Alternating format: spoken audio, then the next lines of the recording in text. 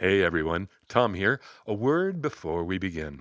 First, Happy New Year. I wish us all a year of health and growth. Next, I want to let you know the episode you're about to hear was originally broadcast 4 years ago, January 2021. Back then it was called The Executive Executive. We've retitled it How to Build an Executive.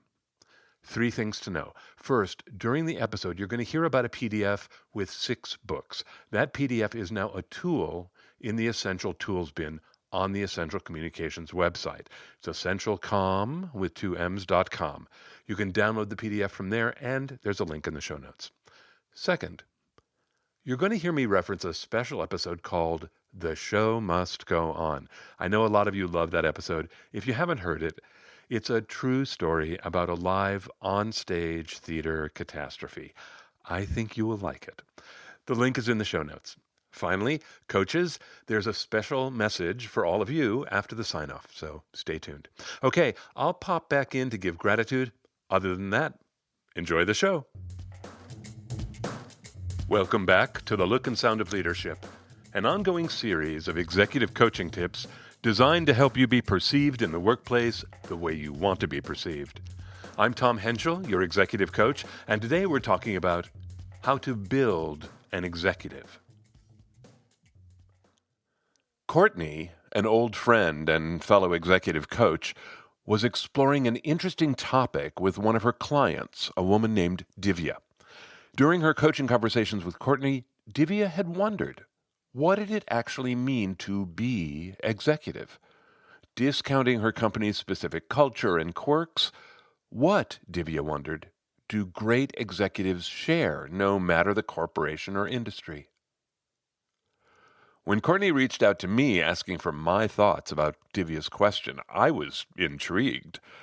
Courtney and I have known each other a long time. We enjoy talking about most anything, coaching being one topic we visit often. We scheduled a Zoom call to share our thoughts. I began by asking her, do you know what Divya's idea is about it? What does she think executive looks like?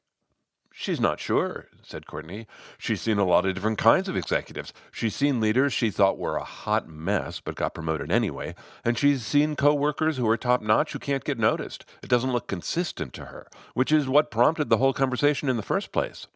I asked, and what about you? Where's your thinking on this? She said, I've been asking myself a question. Which is, I asked. Which is, if we could deconstruct what it means to be executive, how would we reverse engineer it? What elements, what qualities would I want to be sure went in the mix? Ooh, that's great, I said, and how are you answering it? Well, I've come up with 2 that I'm sure about, and they feel just like the tip of the iceberg. I sat up in my chair and rubbed my palms. Okay, can't wait. Courtney held up one finger, then another. She said, resilience and influence. Okay, resilience and influence, I said. Tell me about each. She said, here's an idea related to resilience that Divya and I talked about. I said, one way leaders impress me as being executive is their ability to get over things. Things that at her level might feel like a big speed bump, at the executive level are barely a pea of gravel. What kind of thing? I asked. Let's say taking flack during a meeting. For someone at Divya's level, that can be devastating. I mean, with some of my clients, oh my gosh, we process things like that over 2 or 3 sessions. But to me, that's not very executive. At the executive level, incidents like that come and go pretty quickly. They're bigger fish to fry.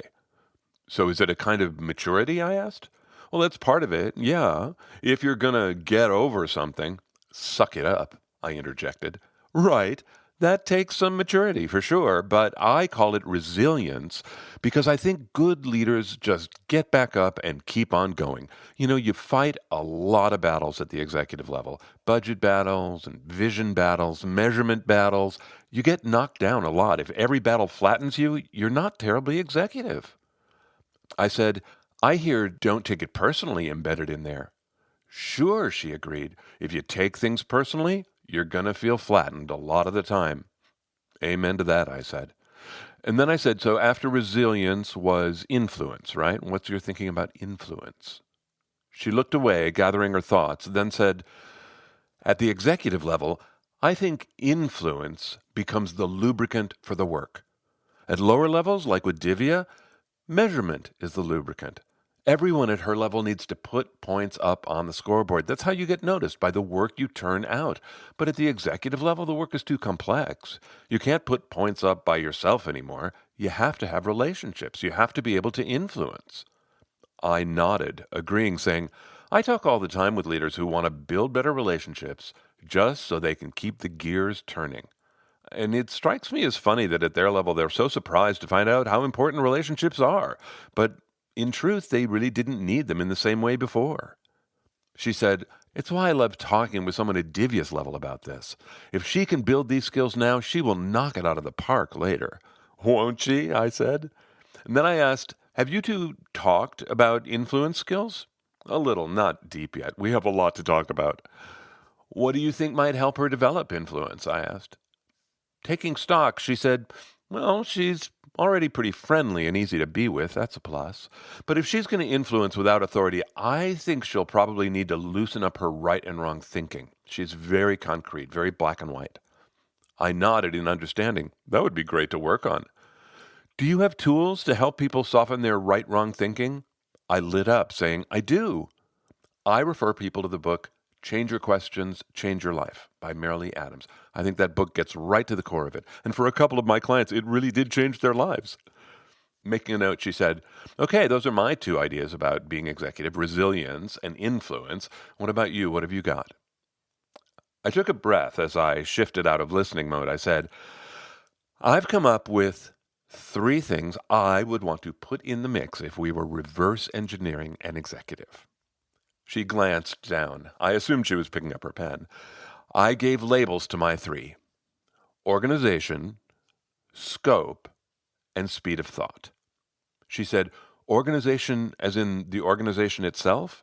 No, I said, the ability to actually be organized. I've seen this. This is going to make me sound ancient, but I remember coaching leaders whose assistants would hand them a half a page with that day's schedule printed on it. She laughed. Old school, right? But here's why it made an impression on me. This happened a lot in different companies. I would see the leaders do the same thing. As they examined each item, a little checklist would fire in their heads. They'd look at an item and say something like, I've made notes on that report, or I've approved the slide deck for that meeting, or whatever it was. They had done their homework. They were organized. They planned ahead. Every item on their calendar was treated with respect. Courtney was thoughtful. That's a nice way to think of it. I continued, at the executive level, you go from meeting to meeting to meeting, and because none of the topics intersect, you're covering huge chunks of the business. If you're going to cover that much territory every day, you have to be organized. But wait, Courtney countered. Divya covers a lot of territory. She's in 6 or 7 meetings a day, and from my understanding, none of them relate to each other. Well, good, I said. I hope she's organized. She's going to need it. But at her level, the scope of her work isn't as big as her boss's, and that's my second item. Scope. To me, scope is this idea of covering big chunks of territory. Executives need to be mentally nimble. They need to stay at a high altitude. They need to compartmentalize their work in a way that lower levels just don't need to. Courtney nodded, thinking, yeah, executives are exposed to a lot. I said, and they are exposed a lot. You mean vulnerable? She asked. No, I was thinking about exposure within the company. If you called an all-hands meeting, how many people would that include? 14, 40, 400? Courtney rolled her eyes. At Divya's company, I think some all-hand meetings are 40,000. I said, think about whoever is speaking at that meeting. That is a lot of exposure. That is big scope. Executives have to be comfortable playing on a big stage. I would be curious to know if Divya's scope was significantly bigger, if she was up in front of a lot more people, how would that be for her? Courtney said, I'm guessing it would be more fun than anxious, but I'm not sure. I said, I use the analogy all the time that being an executive carries the burden of celebrity. Someone's always watching you, someone's judging you, you're never off stage. People you don't even know have opinions about you. I wonder if Divya would welcome that or not. Courtney said, it makes me think of resilience again. You better be able to get over the haters. I said, and scope connects to influence too. Having a big scope without relationships to go along with it can be a really tough slog. Courtney said, I like that all these intertwine. What about your last one? Speed of thought, right? Does that mean being smart? I said, no. I mean, it helps, but no.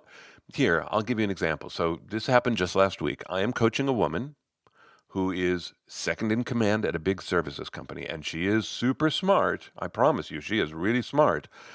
At our session last week, other than the first 10 minutes, we spent the entire hour and a half talking about one incident with one of her direct reports. And that is typical of our sessions. That is as fast as she can go at the moment. I would say she has not yet developed speed of thought. And to be executive, you need speed of thought. She asked, do you think people can teach themselves speed of thought? Yeah, I think so, and referred her to an episode on that specific topic. She looked at her notes and said, organization, scope, and speed of thought, plus resilience and influence. Boy, she said, those are 5 big building blocks. Yeah, I said, and they're not the whole picture. She gave me a knowing twinkle and said, but it'll help Divya get started on the look and sound of leadership. I love the idea of reverse engineering an executive. I wonder what you would put in the mix. I think that question has been at the heart of this podcast since the very beginning. The question is, what makes the look and sound of leadership? And I think the answer is that there are 100 different ways to slice and dice it. There's no right way. There is your way. Make a choice. Be intentional. What would you be intentional about? You could go into the archive of all the past episodes and you could pick a topic and work on that. You could pick one of the 5 ingredients that Courtney and I talked about: resilience or influence, organization, scope, speed of thought. You could pick any one of those and start working on it. So what does that mean? Start working on it. I'm going to give you 2 ideas about how you would work on something. One is related to resilience and the other is related to influence. And then I'm going to give you some resources if you wanted to work on something. All right, here's an idea about resilience. Number 1. In our conversation, Courtney and I both talked about just getting over it, right? Just, hey, come on, don't let everything flatten you. But of course, there's a flip side to that attitude, right? Which is there are things in our lives that flatten us, and we don't always get to choose what those things are. But suddenly, what are we supposed to do? Pretend that we're not upset? And it doesn't matter what you're upset about. It doesn't matter how big or small it is. It could be about that decision that your boss made that just doesn't seem fair. Or it could be about, being a parent at home with kids month after month after month. How do you just get over something like that? I say, maybe you don't. I'm just asking that there be choice. I think resilience is a muscle you can work if you give it focus. If it is your experience of yourself that it is hard for you to get over things, you are probably right. And it will limit you over time. So here's a way to think about getting over things. So I want you to imagine a continuum. On one end of this line is the blob.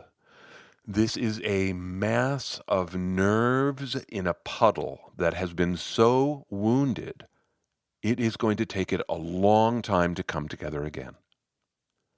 And on the other end of the continuum is the stone. This is an impenetrable block that was wounded once long ago and has now encased itself so that it will never be wounded again.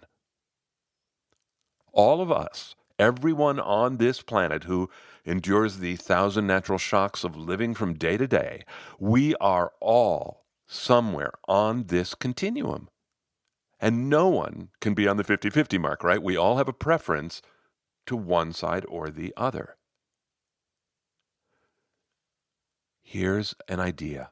If you are anywhere on the blob side, could you begin to work to just put yourself back together faster? Or could you begin to work on having a thicker outer shell? You could measure these things. You could work on improving them over time, like going to the gym. Work on resilience. And it's okay if it feels a little stoic. It can take some effort. That's fine. The show must go on. When I hear the words, the show must go on, I just want to tell you I have this amazing association in my head. You know, I was an actor, and the show must go on was something I believed in since long before I went to Juilliard. I have a story about a night on stage in front of a packed theater with Richard Dreyfuss in the lead when the show did not go on. And it's an amazing story. I'm not going to tell it to you now because it's a great story. But what I am going to do is I'm going to record this and put it in the feed and push it to you mid-month. So if you see a little story pop up in your window mid-month, if you are interested in a really cool theater story, give it a listen. Okay, that was all about resilience. The show must go on. Influence. Here's my second idea. I know a woman who experiences friendship with great difficulty. To her, building a friendship requires like steps on the floor to follow, one by one. She wants scripts. She wants a lot of structure to build a friendship. We could argue about whether that's a good idea or not, but here's what she knows. She knows she's on that continuum, and she knows she is way down towards the stone end. And she also knows that that is not going to help her build influence. There are two important ideas about influence that story demonstrates. First idea about influence, your ability to influence demands that you be able to build healthy relationships with others. And here's number two. Your ability to build healthy relationships with others demands that you be in a healthy relationship with yourself. We all have different ways of healing, and we all have different ways of growing. I am going to share a variety of titles of books that have been transformative for some of my clients right after this month's gratitude. I want to begin this gratitude in the new year of 2025 by saying thank you to all of you. A client of mine recently was wondering if his work was making a difference. And he and I talked about ripples and how you never know who feels the ripples you make. You just have to have faith that your ripples are being felt. I'm grateful to all of you who have let me know you feel the ripples from this show. You let me know this show has made a difference, maybe through an email, maybe by leaving a review, maybe downloading our PDFs from the tools bin. I am grateful. Making a difference is why we do this, so thank you for supporting the show. Okay, that's gratitude. Thank you. I want to close this episode talking about how you would work on yourself. I want to give you 6 books that you can use.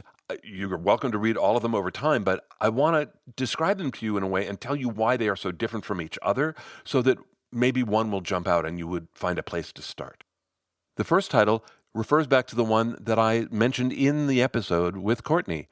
Change Your Questions, Change Your Life is a fable. It follows one person in his marriage and in his work as he learns a set of skills that creates change in his life. It is teaching through storytelling.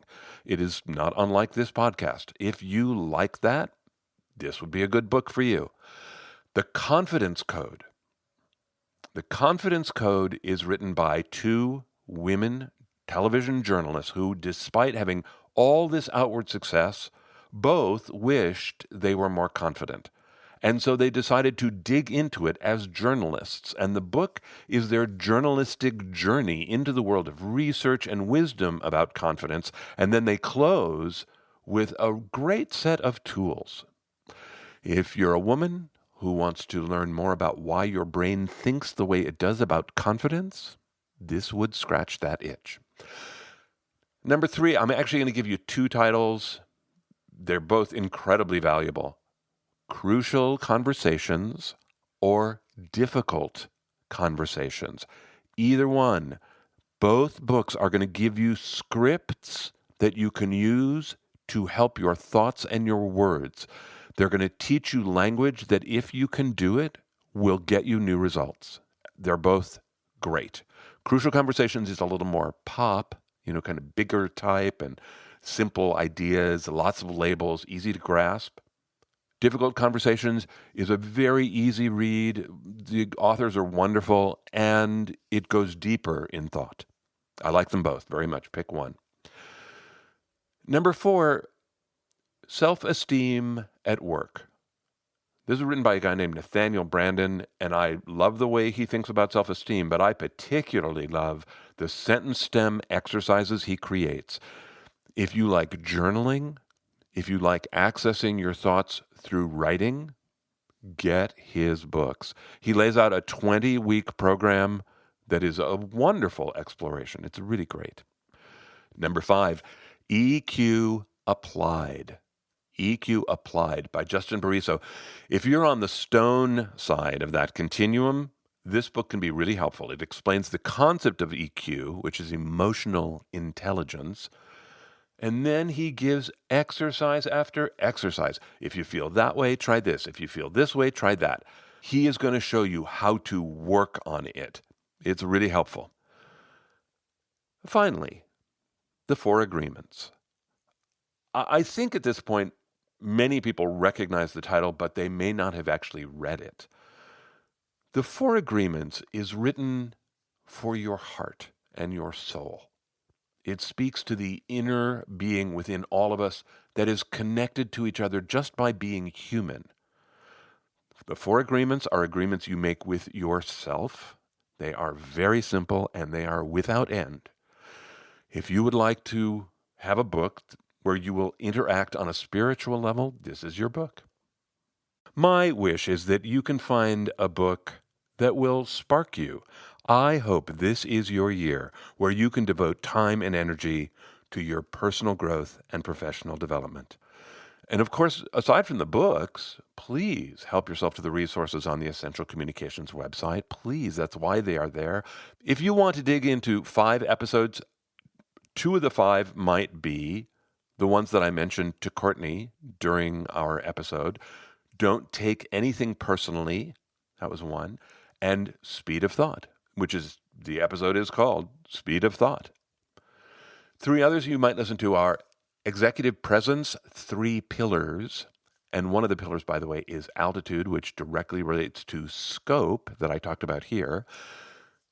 One called Influence. Influence is a whole gigantic thing, right? I slice and dice it in a particular way in that episode. And then finally, Shouldering the Burden of Leadership, where I talk about the idea of executives as celebrities. I hope you enjoy working on yourself. I wish us all a lot of grace this year. Don't forget, there's a PDF about the books for growth. The link is in the show notes. There's the Theater Catastrophe episode. The link is in the show notes. And coaches, stay tuned. Okay, that's it for me. Until next time, I'm Tom Henschel. Thanks so much for listening.